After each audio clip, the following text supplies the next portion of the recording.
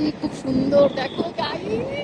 12 বছর পর এই পাহাড়ের রাস্তা দিয়ে চলে এসেছিলাম ঘুরতে কোচবিহার। তো চলো বন্ধুরা ভিডিওটা শুরু করা যাক। ওটার জন্য বাড়িতে এসে ভালোই হলো, কারণ ফুল ফ্যামিলি মিলে প্রায় 12 বছর পর আমরা যাচ্ছিলাম কোচবিহার ঘুরতে। তো সবার প্রথমে আমরা চলে আসি বিধাননগর বাস স্ট্যান্ডে বাসে করে শিলিগুড়ি জংশন যাওয়ার জন্য। তো ভোটের কারণে বাসের সংখ্যা ছিল খুবই কম, তাই আমরা অনেকক্ষণ দাঁড়ানোর পর বাস না পেয়ে আমরা একটা গাড়ি বুক করি। বাবা বসেছিল সামনে আর আমরা তিনজন মিলে বসেছিলাম পিছনে, আর রাস্তার ভিউ এনজয় করতে করতে আমরা ফাইনালি পৌঁছে গেছিলাম শিলিগুড়ি জংশন। স্টেশনে পৌঁছানোর পর কোচবিহার যাওয়ার জন্য আমি আমাদের 4 জনের জন্য লোকাল ট্রেনের টিকিট কেটে, এই লোকাল ট্রেনটি শিলিগুড়ি থেকে ছেড়ে বঙ্গাইগাঁও পর্যন্ত যায়। তো আমরা সেই ট্রেনে উঠে গেছিলাম, আর ঠিক 10:30টার সময় ট্রেনটিও ছেড়ে দেয়। শিলিগুড়ি জংশন থেকে ট্রেনটি চম্পাশরী ফরেস্ট হয়ে গুলমার ওপর দিয়ে সোজা এই পাহাড়ের সুন্দর রাস্তার মধ্য দিয়ে পৌঁছে যায় সেবক রেলওয়ে স্টেশন। ট্রেনটি সেবক রেলওয়ে স্টেশনে এসে অনেকক্ষণ দাঁড়িয়েছিল বলে আমি আর বাবা নিচে নেমে যাই। আর এখান থেকেও সুন্দর একটা পাহাড় দেখা যাচ্ছিল, আর ওয়েদারটাও তোমরা দেখতে পাচ্ছ কতটা সুন্দর ছিল। আর এদিকে বুনু ট্রেনের মধ্যে দাঁড়িয়ে দাঁড়িয়ে ভিউ এনজয় করছিল। এই রুট দিয়ে এত বছর পর ট্রেনে জার্নি করতে আমার তো খুবই ভালো লাগছিল। প্রায় আধা ঘন্টা পর সেবক রেলওয়ে স্টেশন থেকে ট্রেন ছেড়ে দেয়, আর আমি এই তিস্তা নদীর ভিউ এনজয় করার জন্য ট্রেনের দরজায় দাঁড়িয়েছিলাম। আর দেখতে পাচ্ছ তোমরা কতটা ব্যাপক লাগছে দেখতে। আর এই রুটে ছিল দুটি বড় বড় কেভ, যার মধ্যে দিয়ে ট্রেন ঢুকতেই মনে হচ্ছিল যেন রাত হয়ে গেছে। তোমরা দেখতেই পারছো।